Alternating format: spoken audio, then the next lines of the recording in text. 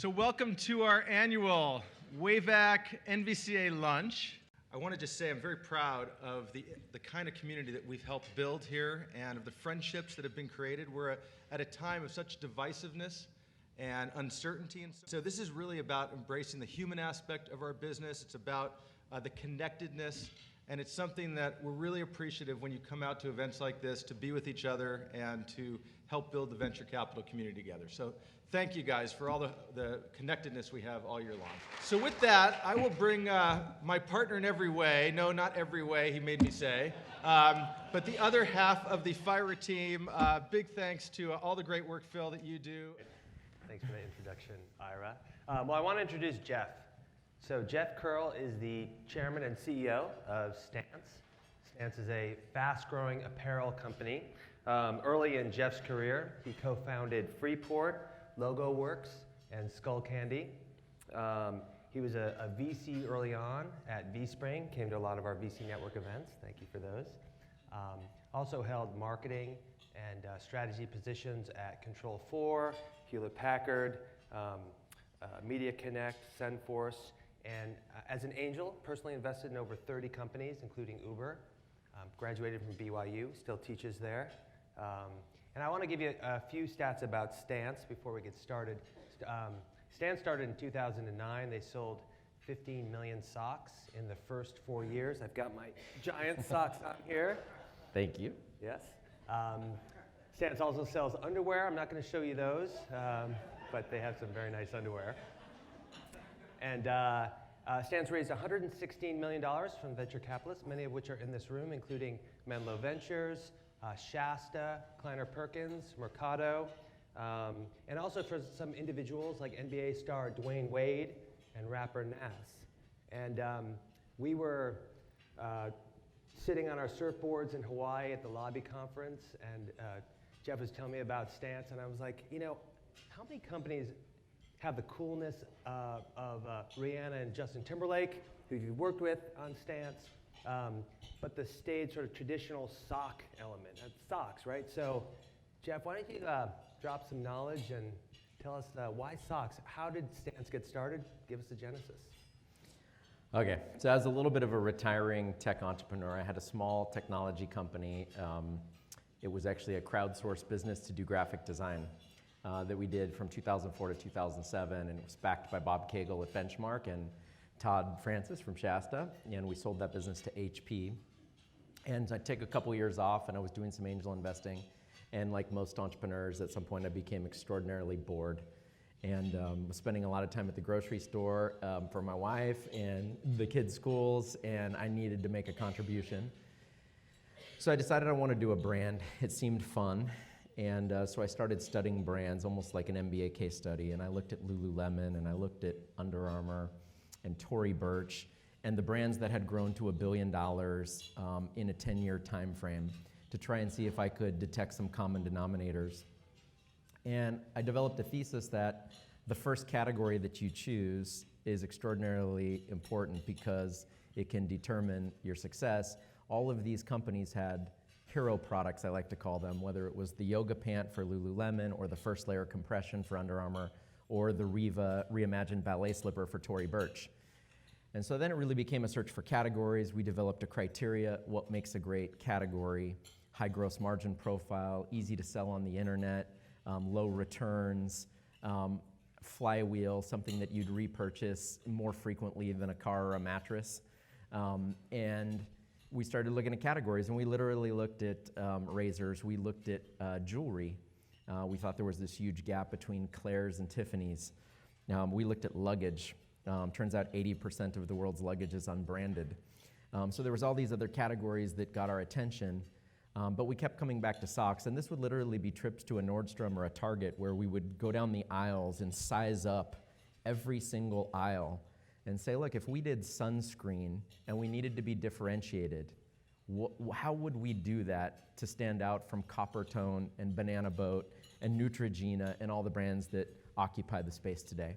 And do we care? You know, is the gross margin profile interesting? And if we won, is the prize interesting? And so it was kind of that thinking, and we couldn't talk ourselves out of socks. It was homogenized, $25 billion global market, high frequency repurchase, incredibly fragmented. Just starting with my own sock drawer, it was like the Nike basketball sock and soccer sock, the Smartwool hiking sock, the Paul Smith dress sock. No one owned the sock drawer. There was no Levi's of socks.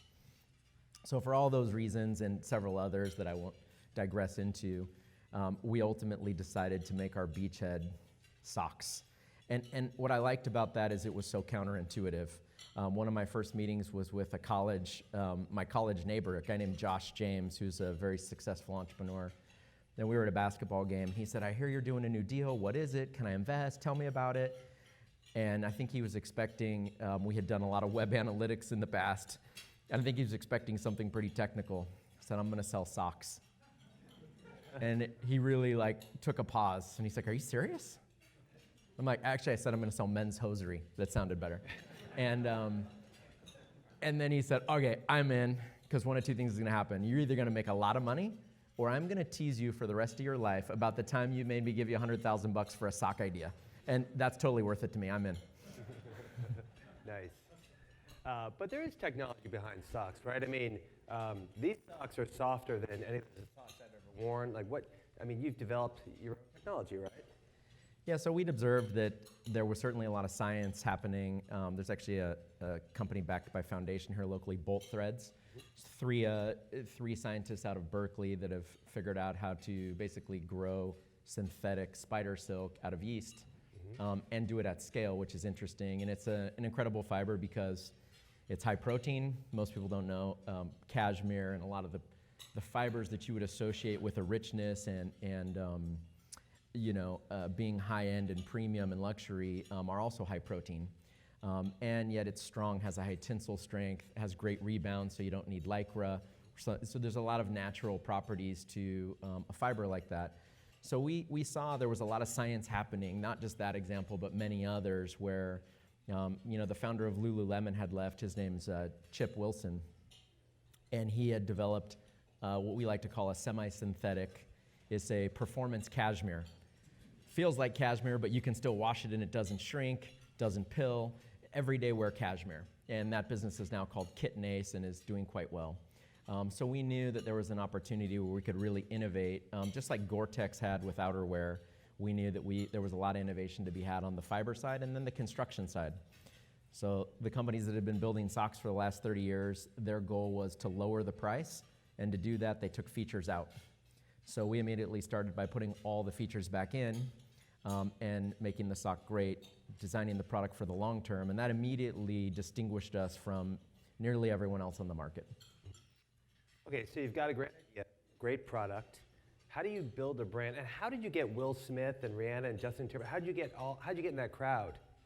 Yeah, so I had moved down to Southern California, and I think it's a little bit like an entrepreneur deconstructing Sand Hill Road, or now San Francisco.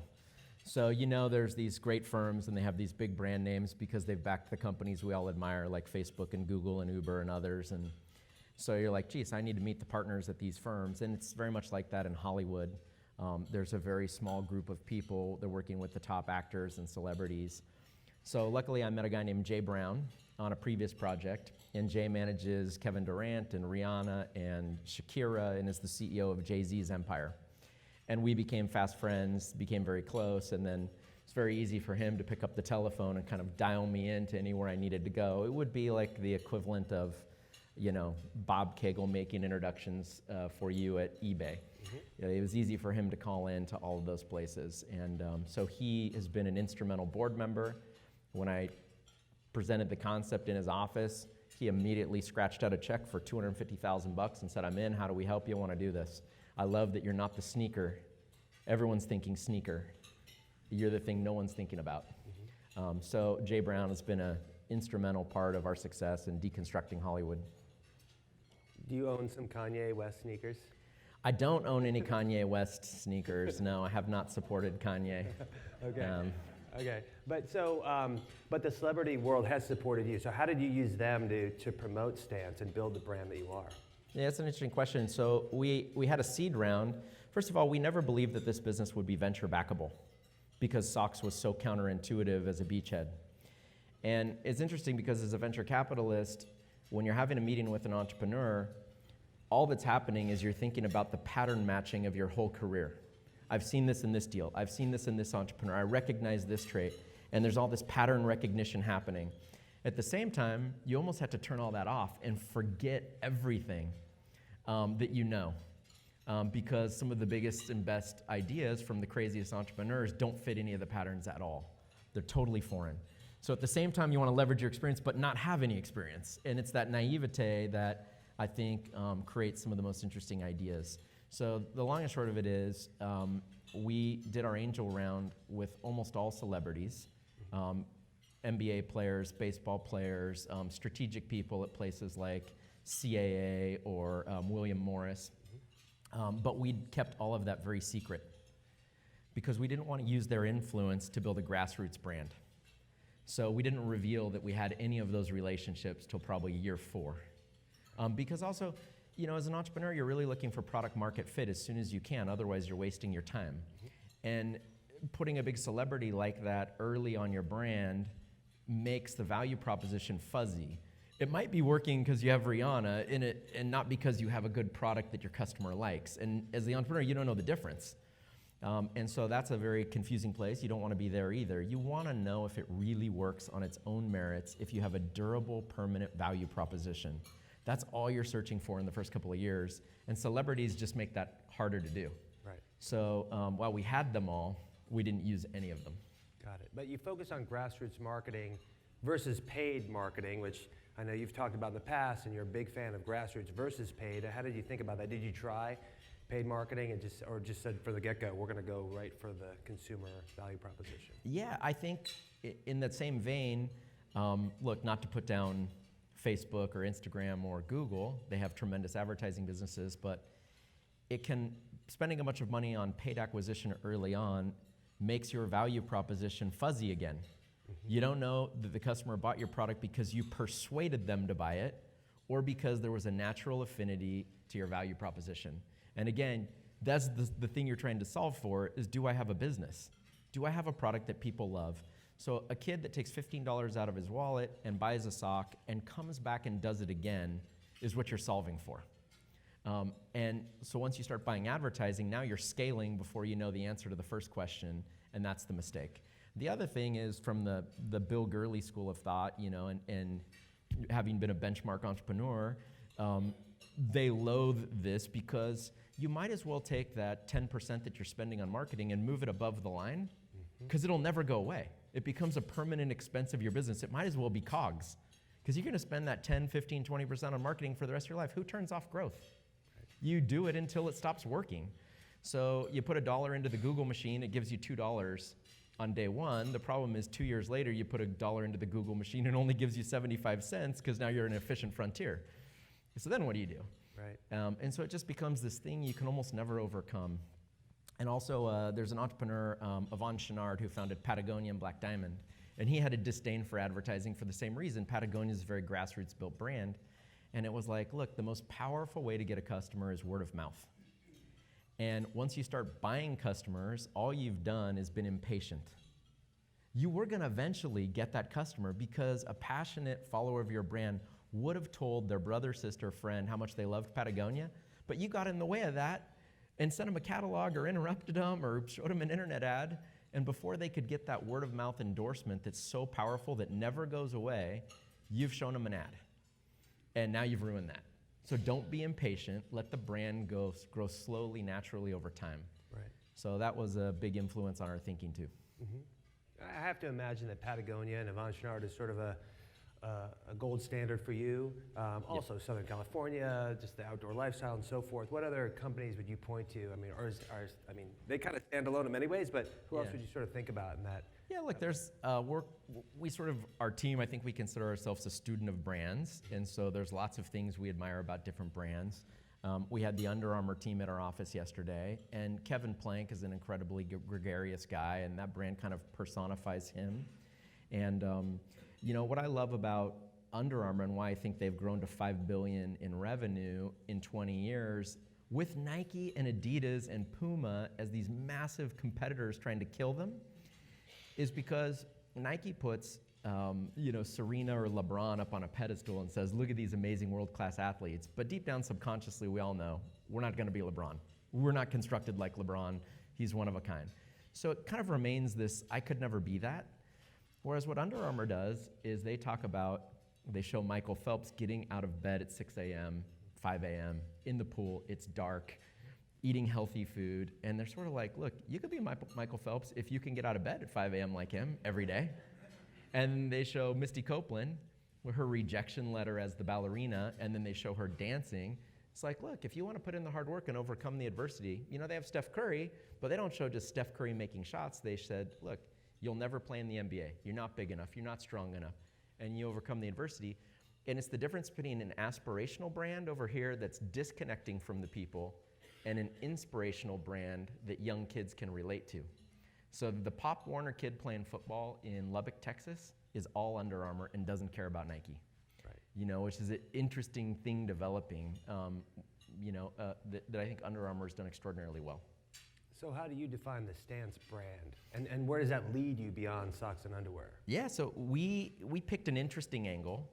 Every brand is a symbol of something else.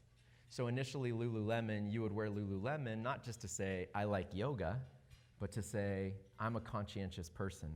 I care about healthy eating, healthy living, maybe an aspect of meditation and thoughtfulness, and there was much more depth to it. It's not so much that, it's become a little bit of a Rolex watch now for housewives. But before it was that, and it was a grassroots, rooted brand, I think that brand meant so much more than just yoga.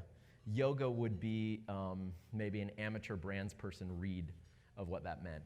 And so for Stance, we exist to celebrate human originality. And it's this idea where maybe it's a kid who doesn't do well in our school system. He doesn't learn in that environment. And every parent-teacher conference is like, your son is failing. You got to jump in and do something. And then they became a world-class artist in their 20s when their persona hardens. And it was like here we were characterizing them as a failure, but they stayed true to their heart, and they became this person, this identity we look up to. So we like to take an artist that no one's ever heard of and juxtapose them with Rihanna. What we love about Rihanna is that for years the fashion industry critiqued her and said, you're not fashionable, you wear crazy stuff, you don't look right. And then one day Tom Ford put his arm around her, and all of a sudden the fashion industry became what she did because she stayed true to herself. And so, it's an interesting idea for VCs that are often criticized as the herd mentality, because what we're talking about is the opposite of that, right? It's being contrarian, doing the one thing that no one else would do. And it works in investing, and it works in life. And so we're a brand about celebrating that wherever we can find it. We find those stories and tell them. And whether you're a young kid or an older person, I think at some point you go, oh, yeah, there's value in just being myself and being comfortable with who I am. So that's what our brand's about. Yeah, I think that resonates with everybody.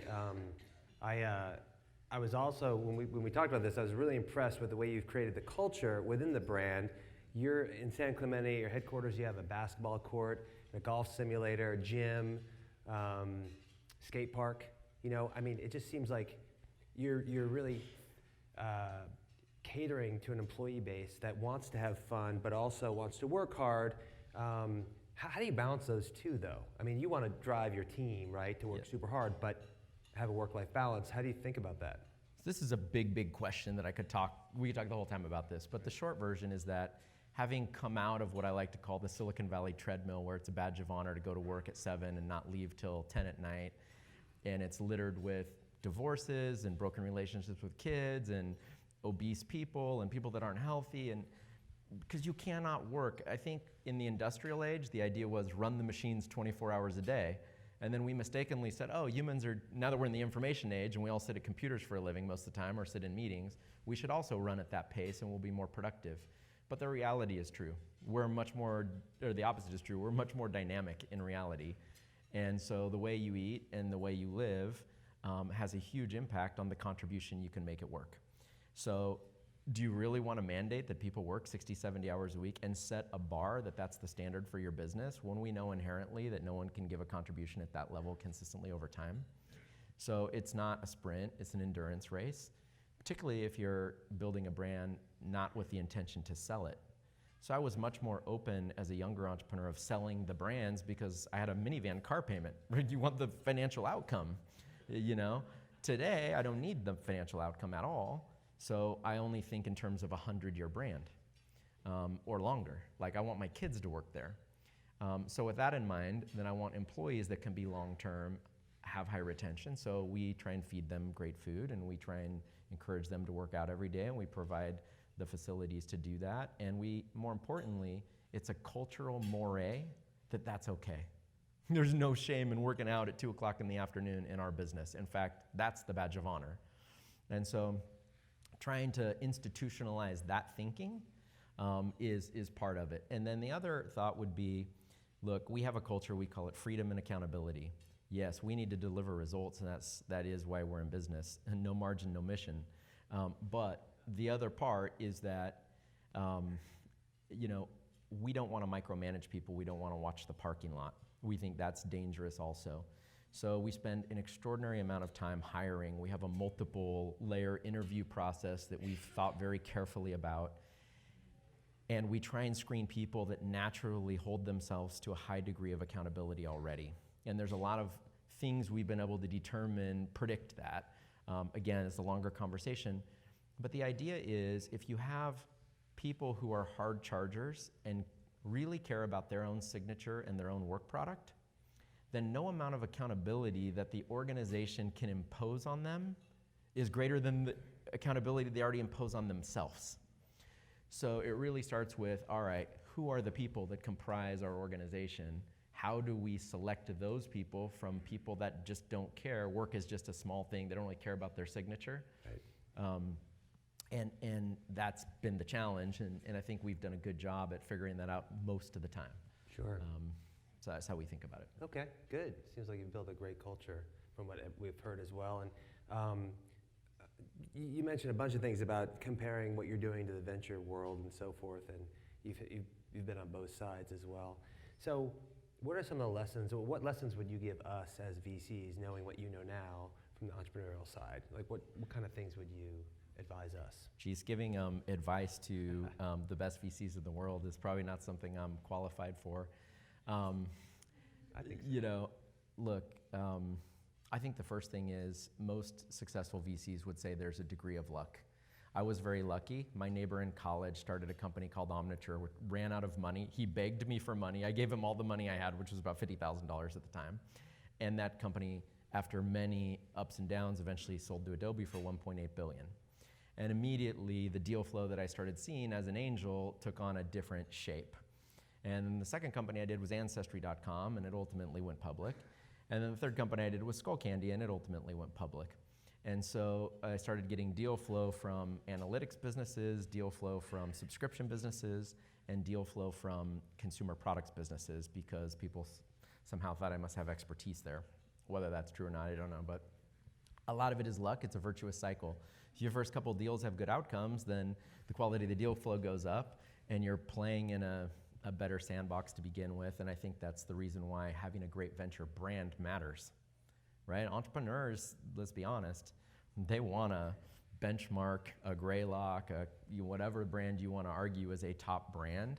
If you're listening to entrepreneurs talk about who they dream they can have in their first round, they're like, I want first round capital. I want and they have this list of firms that they believe are difference makers for them. And maybe that varies from sector to sector. So maybe the firm you want for a networking company is very different than the firm you want for a consumer products company. That's certainly how we looked at it. We wanted VCs that had experience in what we were doing, and specifically those partners. So that's, I don't know if that's advice. My favorite advice, I think we were roughly 2001, I was at a Young Venture Capital event, which was at the NVCA conference in San Francisco, and I was very green, and I sat down next to this other guy who had just started the week before.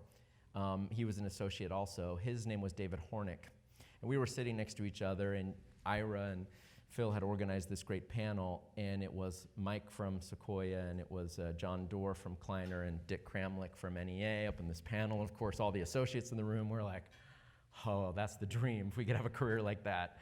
And I remember this associate, He came up to the microphone to ask a question. And he said, he was a little braggadocious, to quote Trump. He said, look, I went to such and such business school, Stanford, Harvard, whatever, and I worked at McKinsey or Bain, and I worked at Goldman, or it was all pedigree. And he said, I want to be you guys. What should I do? What's your advice? And Dick Cramlick grabbed the mic. Do you remember what you said? He said, that all depends on what you did before you worked at Goldman Sachs. It's like, it was 15 years ago, and it was, I remember it, and it was like, look, so building companies has nothing to do with the businesses of consulting or banking. And so, I think sometimes a lot of the venture capitalists take the approach of analyzing deals that a consultant would. And it's just so different from the pressure that you feel as an entrepreneur. I don't know how to explain it. The weight you carry as an entrepreneur when you have investors' money, payroll, people's careers, competitive challenges is, and I think when you come from those other worlds, it's impossible to have an empathy for what that feels like. So some of the best VCs, of course, are those who have operated at some point and actually felt that pressure without those beautiful 2.5% management fees coming in every year to take away that pain when a deal fails. Luck has a lot to do with it, as you say, but I think people who are lucky are also good, and you create your own luck, so I think there's a reason why you've been in all those situations and you meet the right people, but that's my opinion. Might be underselling and over-delivering, clearly, in what you do. But so talk about just your angel approach. I mean, you've done a lot of angel. What's your strategy towards angel investing? How'd you get into Uber? How's this, Yeah. Luck, again, is a big part of it, right? You have a network of people, and you start to see things, and the right deal happens. Travis had come to Los Angeles and pitched kind of an angel group down there, and I actually didn't make the dinner, but everyone was like, hey, you should look at this, and sending me materials. And then later, the folks at Menlo got involved, led the Series B round, and I was able to co-invest alongside Menlo in that. But the long and short of it is, generally as an angel, I think one of the problems with venture funds, my thesis is that the charter becomes restrictive. I get why institutional LPs want you to say, we're early stage, we're Series A, we're Series B, we're consumer internet, we're networking equipment, we're medical devices, we're biotech, whatever the specialization is. And the idea is that, look, we're going to become so good in that one space that we will have an information advantage and therefore be better investors because we'll see all the deals in that space and we'll be able to cherry pick the best ones. I think inherently that is just a limited way of doing business, and I think most firms have done that because of the demands of the LPs want to know what your charter is, where you're going to invest. So what's great about being an angel is you can invest in anything, and I literally have done Uber, and I've done a Mexican restaurant chain, and everything in between. And so I love having the flexibility to think truly contrarian. And like most of you, I generally ask the question, which is, okay, if this goes right, what is the prize? And then I try and, in some kind of vague quantitative way, balance the risk that I'm taking with the money to get that prize.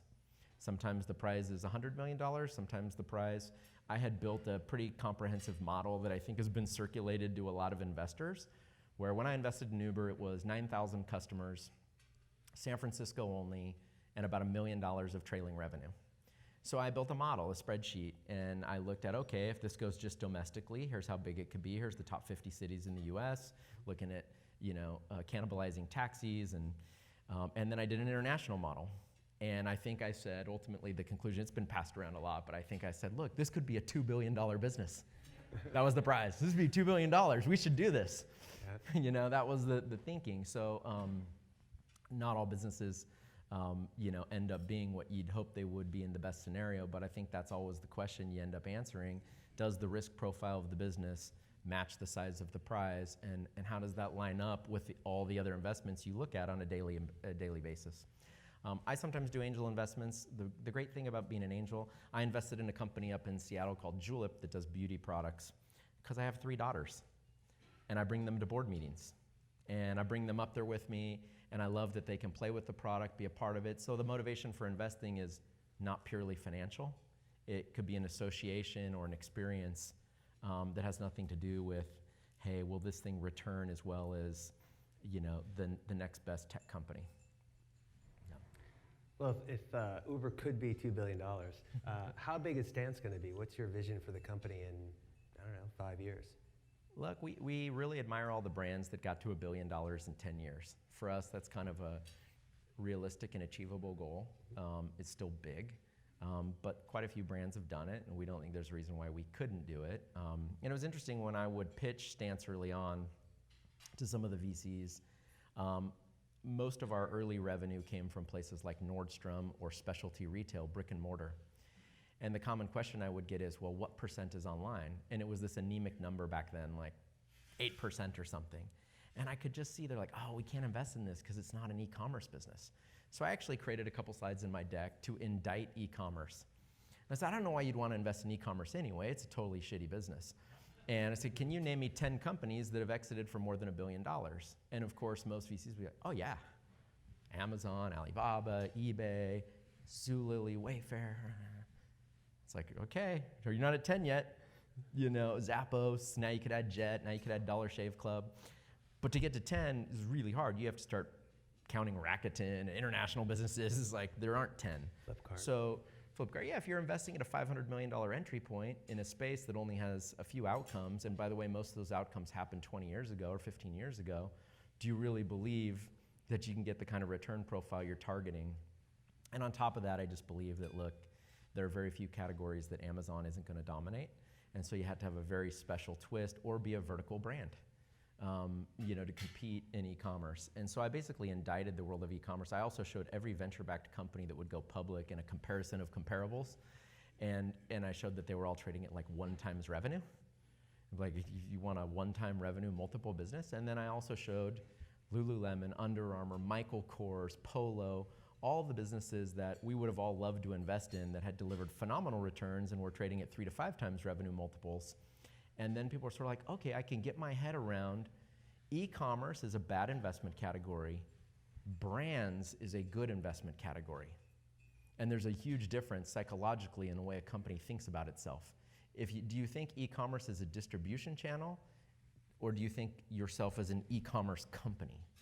And so I actually had to get our investors, many of them, sort of over the hurdle of, no, we're building a brand, and we are going to meet the customer in the place where the customer wants it. And if that's in Nordstrom, fine. If that's our own retail store, that's fine. And if that's through e-commerce or subscription, that's also fine. Let's figure out how our customers want to consume our product and meet them at that place. So it's a different psychology. Okay. I've got a few more questions, and we can open it up to the audience. Every entrepreneur has that look in the mirror, oh shit moment, like, Jesus, like, tell us about one of those or two of those you've had. I mean. Oh, that's the thing. As an entrepreneur, you get those every day. Right. Right. So it's the big ones. It's that the board doesn't know about. Yeah. Well, we tell the board everything, yeah. And we tell them in real time. The best entrepreneurs don't hide anything from their boards. Your partner in the business. Mm-hmm. Second, you get bad news. Tell your board. Mm-hmm. But that said, last Christmas as an example, our warehouse wasn't prepared for the order volume we had, and people that were ordering products from us on December 6th were not going to get it before Christmas, because we only had 16 garage bay doors on the warehouse, which meant we could only get out like 16,000 packages a day, and we couldn't keep up with the volume. So we literally botched the entire Christmas season because our warehouse couldn't deliver. And so, that's extraordinarily painful when you're leaving revenue on the table, can't hit your target. That's a big one. We've had an unbelievable number of bankruptcies this year. So like half the mall has gone bankrupt. And if they're not bankrupt, we've put them on credit hold because we don't want to do business and ship them. So when we started the year, we had over 9,000 doors in the US. Today we have 7,000 doors that we will ship to in the US. So we've had a massive contraction because Sports Authority's not here anymore. And PacSun has been in a huge bankruptcy, so we're not going to ship them product because we don't believe they'll pay. And so we have lots of retailers that are so distressed that it's very difficult to do business in the mall environment. So you get challenges like that. And there are also times when, one of our chief marketing officer, who was really like the guy that took care of our brand, he was our how would I say it? he was the brand. And of course, a consumer packaged goods company made him the president, paid him a lot more than we could pay him, and gave him more equity than we were giving him, and than we could give him in any kind of realistic way. So he left. And so as an entrepreneur, you get those kind of surprises every day. That's just par for the course, unfortunately. It's not about the challenge. You get that everywhere. It's about, okay, what do you do about it? I think there are very few businesses like a Google AdWords where it just goes 0 to infinity so quickly and seamlessly and frictionless. Most businesses are not that way. They're really hard. So every entrepreneur also has a great growing up entrepreneurial story. I was doing some research and saw that you had a good one involving waffles, frequent flyer miles, arbitrage. Oh, geez. Can you tell us about this? It's a great story. Wow, it's a story. It's a little embarrassing. So I had been working in this venture fund in Salt Lake City called V-Spring for not very long as an associate, and the associate who sat next to me was like this quant freak. He was like an econ math double major, and he had gone to a grocery store and bought some Kellogg's cereal or a Nutri-Grain bar.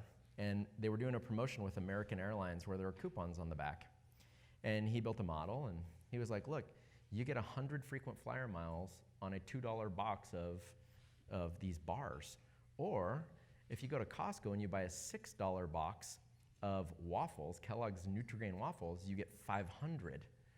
And he's like, and on the black market, these have a value of like 2 cents a mile.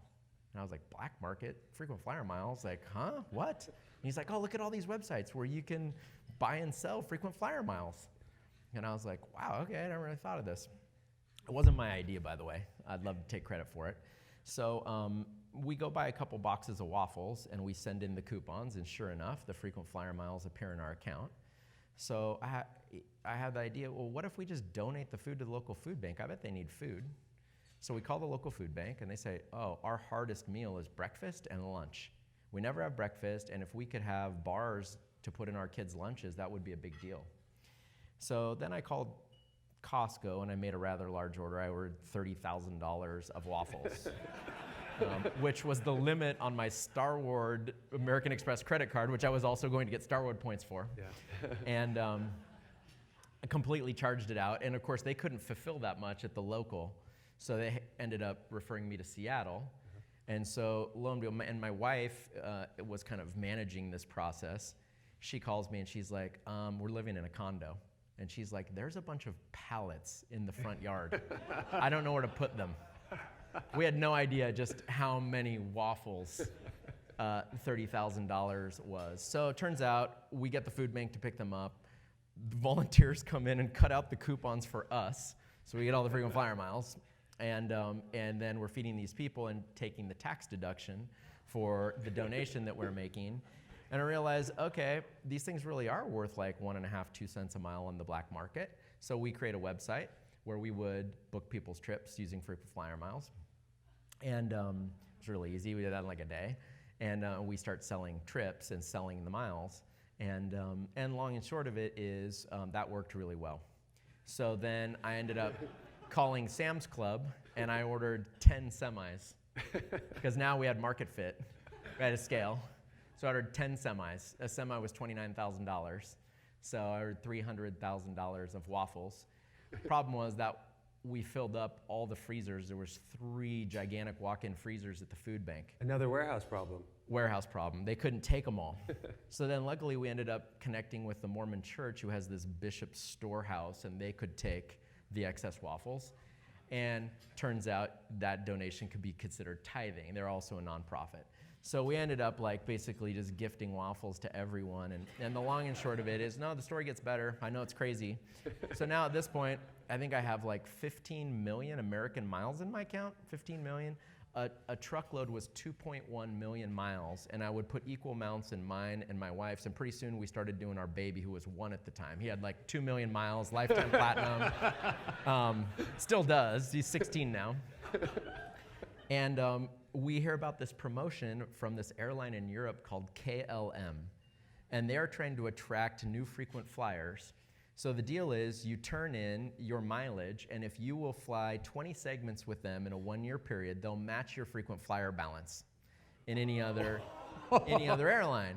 So we're each sitting on like 16, 17 million miles now. And so we are like calling, the customer service person, there's no limit on this? Are you sure? No. So for the next year, everywhere I travel on Northwest because they're the code share partner to KLM. This was before Delta had acquired all of that. And so I'm flying Northwest everywhere, which means everywhere I go, I'm flying through Detroit and Minneapolis, like literally anywhere. It's Salt Lake, Detroit, anywhere else, right? I need the segments.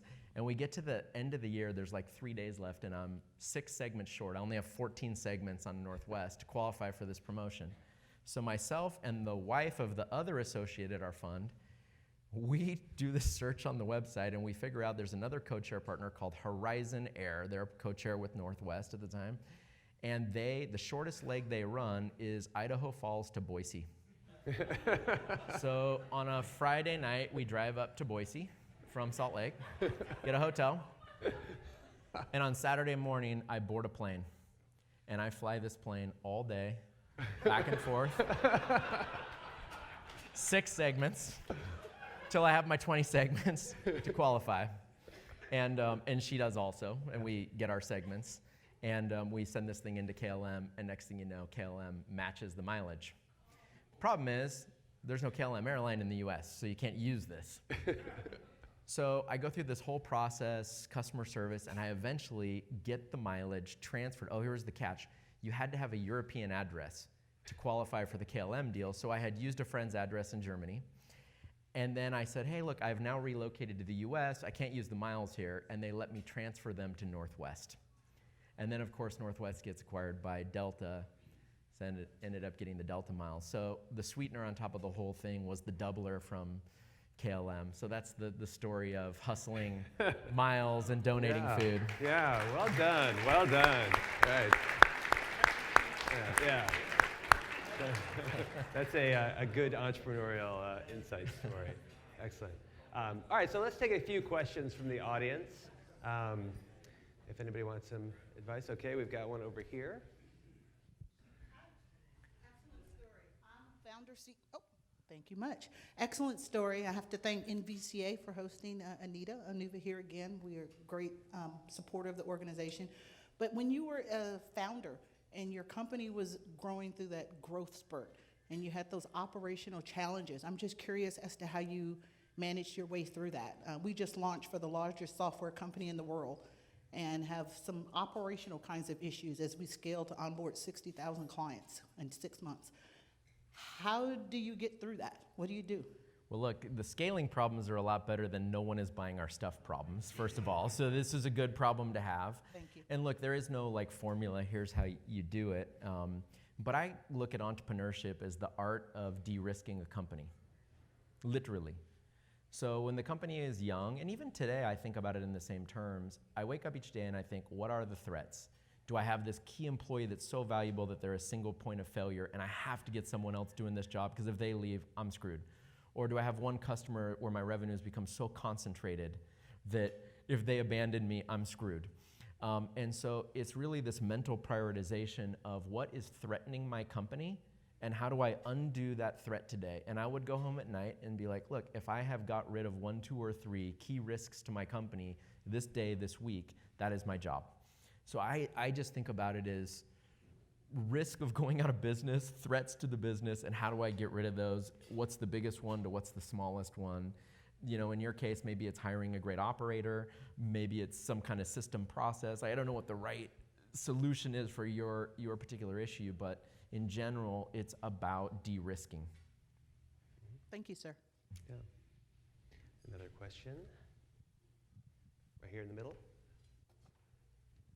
There's a lot of other Silicon Valley companies who are trying to have this very strong, positive cultures. What do you do when you have to let somebody go? Talk about how you do you message to the company about what went wrong and why you let them go? Like, how do you manage the negativity and maintain the positivity? Well, when you're letting people go, you're not going to maintain a lot of positivity, at least in that period of time. It's a tough thing. And my first business was a huge colossal failure. I had raised an angel round, it grew to about 120 people, 5 or 6 million in revenue, and then 2,000 came. And I had 2 term sheets from firms whose names I will keep anonymous for this meeting, who then in April of 2000 said, no, we can't close on this. So I was a .com 1.0 entrepreneur. I was young and naive and made a lot of mistakes for sure in that business. But I learned very early, like, look, you can't run out of cash. What I like to tell our board is we're aligned. We want to grow as fast as possible, but we have 2 constraints. We won't run out of cash, and we will never borrow from our brand equity, because there's lots of ways to do that and get short-term results at the expense of long-term results. But to answer your question specifically about layoffs, I had to lay off 120 people. And it is brutally painful. I'm not sure there's some easy way to do it. But my tips are this. If you have to cut deeper than you think you have to initially, because the next year forecast that you're thinking about probably won't be as good as you're thinking it is. And there's nothing worse than, the only thing worse than 1 layoff is 2 or 3 or 4 layoffs. Now you've just continued that. It can also be very positive. There's a great case study with Trulia, I think it was, where they had a big layoff and ultimately went public. I might have the business wrong, but I remember reading this, and they had a serious retrenchment, laid people off, and came back stronger. So sometimes with a lot of venture capital, as you all know, it's a little bit like a steroid. You get big fast, but you probably lose your hair and become infertile, and you're a little grumpy. So look, there are side effects. There are side effects to putting that much capital in a business in a short period of time, and one of the side effects is typically you are not as frugal as you should be. And then we all know it's common, like you bootstrap your business. In our case, we got to $20 million and $2 million of EBITDA our 3rd year with no venture capital. So that's great organic, real growth. And then all of a sudden, we do a $30 million venture round, and you feel so flush with capital. It is, no matter how disciplined you are, it's very hard to then spend as you would have when there was no balance sheet. So I think, look, the resetting can be super healthy. It's like pruning a tree with dead branches. Like now there's circulation for the rest of the living branches. So I think, look, do it once, be transparent, give them all the information as to why you're doing it, whether you just hired in front of the growth or you had a material change in your business that you didn't expect that is requiring the layoffs. Transparency, one time, deeper than expected, and then restructure and get back to work. That's all you can do. It's a super tough thing. Okay, well, I think we've got some really good insight. Thank you, Jeff, so much for your experience and knowledge. Let's give him a big hand. Thank you. Wonderful. Really good.